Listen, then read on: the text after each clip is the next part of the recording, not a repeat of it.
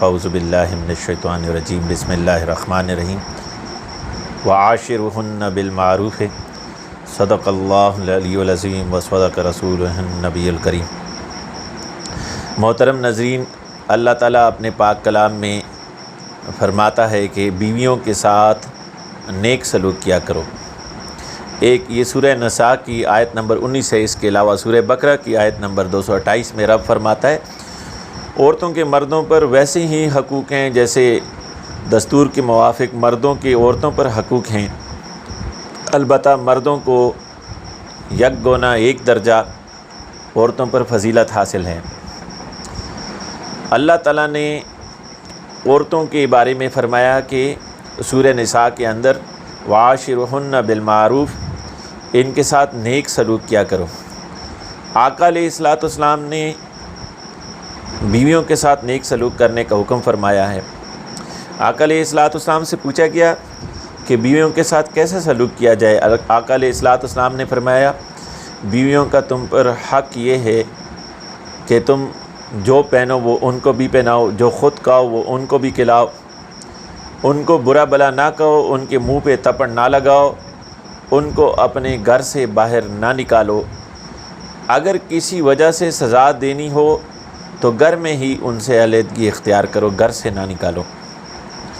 آقا علیہ الصلوۃ والسلام نے اس حدیث کے اندر بہترین تربیت فرمائی کہ جو اپنے لیے بہتر سمجھتے ہو وہ اپنی بیوی کے لیے بھی بہتر سمجھو۔ جو خود کھاتے ہو اس میں تفریق نہ کرو کہ خود جو ہے بہتر کھاؤ اور بیوی کو کم کھلاؤ، ایسا ہی خود اچھا پہنو بیوی کو کم پہناؤ، ایسا نہیں کرنا چاہیے۔ جو خود کھاتے ہو وہ بیوی کو کھلاؤ، جو خود پہنتے ہو وہ اپنی بیوی کو پہناؤ، اس کے منہ پر تھپڑ نہ مارو، اس کو گالی مت دو، اس کو گھر سے باہر نہ نکالو۔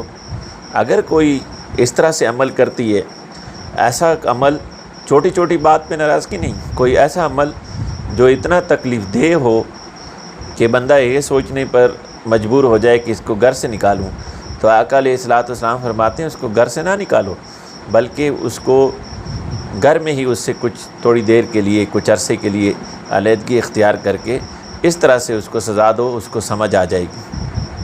آقا علیہ الصلوۃ والسلام سے ایک صحابی نے پوچھا یا رسول اللہ صلی اللہ علیہ وسلم، میں نے نکاح کیا ہے، میری بیوی زبان کی بڑی تیز ہے۔ آقا علیہ الصلوۃ والسلام نے کہا کہ اگر تو اس سے تنگ ہے تو اس کو طلاق دے دے۔ اس نے کہا یا رسول اللہ صلی اللہ علیہ وسلم میری اس سے اولاد ہے۔ آقا علیہ الصلوۃ والسلام نے فرمایا اس کو لونڈی کی طرح نہ پیٹو اور اس کو اچھی نصیحت کرو، اگر اس کو عقل ہوگی وہ تیری بات کو سن لے گی اور مان لے گی۔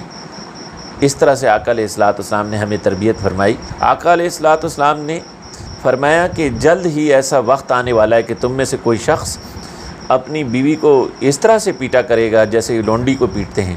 آج ہم دیکھیں گے ہمارے معاشرے میں ہم یہ دیکھتے ہیں روز روز یہ گھر گھر کے ماحول کی باتیں ہیں، عورتوں پر گھریلو تشدد کیا جاتا ہے، مرد خدا بن کے بیٹھ گئے ہیں، عورتوں پر ظلم کی انتہا کی جاتی ہے۔ بہت سی عورتیں بھی ہیں جو اپنے مردوں پر ظلم کرتی ہیں، لیکن ابھی تک چونکہ یہ مین ڈریون سوسائٹی ہے تو مردوں کے اندر جو ہے بجائے یہ کہ وہ اپنے فرائض کو ادا کریں، اپنی بیویوں کے حقوق کو ادا کریں، ان کے حفاظت کرنے والے بنیں، ان سے پیار کرنے والے بنیں، اس کی بجائے وہ عورتوں پر ظلم ڈھاتے ہیں، گھریلو تشدد کرتے ہیں۔ دین اسلام میں میاں بیوی کا صرف ایک ہی تعلق بتایا گیا ہے اور وہ ہے کہ یہ محبت کا رشتہ ہے، پیار کا رشتہ ہے۔ میاں بیوی کا رشتہ تب ہی قائم رہ سکتا ہے جب اس میں دلی محبت اور پیار ہو۔ جب بیوی شروع آپ کے گھر میں آئی اس وقت وہ نوجوان تھی، آپ کو بہت خوبصورت لگتی تھی، تب تو آپ اس کو پیار کرتے تھے۔ جیسے اس کے بچے ہو گئے، اس کا جسم بدا ہو گیا، وہ اس طرح سے جوان نہیں لگتی، عمر بڑی ہو گئی، بالوں میں سفیدی آ گئی، اب آپ کو وہ بری لگتی ہے۔ اس بات کو دین اسلام نے اجازت نہیں دی۔ اس میں یہ بات یاد رہے کہ بیوی کے ساتھ تعلق میں حسن کو صرف ایک زاویے سے، ظاہر سے نہیں دیکھنا چاہیے، بلکہ وہ اپنے ماں باپ کو چھوڑ کے آئی ہے، ہمارے گھر کی حفاظت کرتی ہے، ہمارے کام کرتی ہے، ایک ایک بات میں ہمارا خیال رکھتی ہے، ہمیں جب تکلیف ہو، پریشانی ہو تسلی دیتی ہے، ہماری بچوں کی تربیت کرتی ہے۔ اگر ہم اس کی اچھی تربیت کریں گے، اس کے ساتھ اچھا برتاؤ کریں گے، اس کو اچھی نصیحت کریں گے تو وہ ہماری اولاد کی بھی اچھی تربیت کر سکے گی۔ اگر ہم اس سے برا برتاؤ کریں گے، اس کو مارے پیٹیں گے، خود دین پر عمل نہ کریں گے، نہ اس کو دین سکھلائیں گے، نہ ہمیں اس بات کی پرواہ ہوگی، تو وہ ہمارے بچوں کی نیک تربیت نہیں کر سکیں گی۔ پھر کہتا ہوں، میاں بیوی کا تعلق اور رشتہ صرف اور صرف پیار اور محبت کا رشتہ ہے۔ اللہ تعالی ہمیں اپنے بیویوں کے حقوق کما حقہ ادا کرنے کی توفیق نصیب فرمائے، دین کو سمجھ کر اس پر عمل کرنے کی توفیق نصیب فرمائے۔ وما توفیقی الا باللہ۔